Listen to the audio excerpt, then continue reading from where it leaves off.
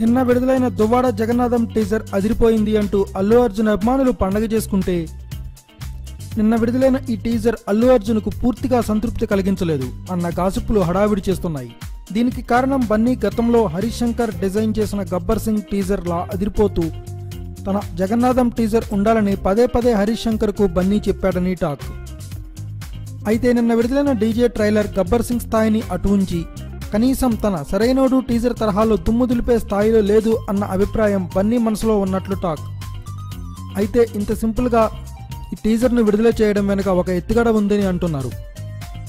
ఇప్పటికే ఈ మూవీకి సంబంధించిన 2-3 టీజర్లను హరీష్ శంకర్ చేత కట్ చేయించి విసిగిపోయిన అల్లు అర్జున్ ఈ మూవీపై ఎటువంటి భారీ అంచనాలు పెరిగిపోకుండా ఒక బిజినెస్ స్ట్రాటజీతోనే ఇలా సింపుల్గా ఇలాంటి టీజర్ను విడుదల చేశారు అన్న ప్రచారం జరుగుతుంది.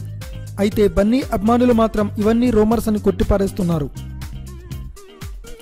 ఇదిలా ఉండగా బన్నీ ఈ టీజర్లో బ్రాహ్మణుడి గెటప్లో రొమాంటిక్గా కనిపిస్తున్నాడు అంటూ మరికొందరు సెటైర్లు వేస్తున్నారు. నుదుట నామాలు, చేతిలో రుద్రాక్ష దండ, పొద్దున్నే నియమంగా హారతులు ఇవన్నీ చూస్తూ ఉంటే హరీష్ శంకర్ బన్నీని స్వచ్ఛమైన బ్రాహ్మణుడిలా చూపించడానికి చాలా పెద్ద హోంవర్క్ చేసినట్లే కనిపిస్తోంది. Thanks for watching. Please subscribe our channel.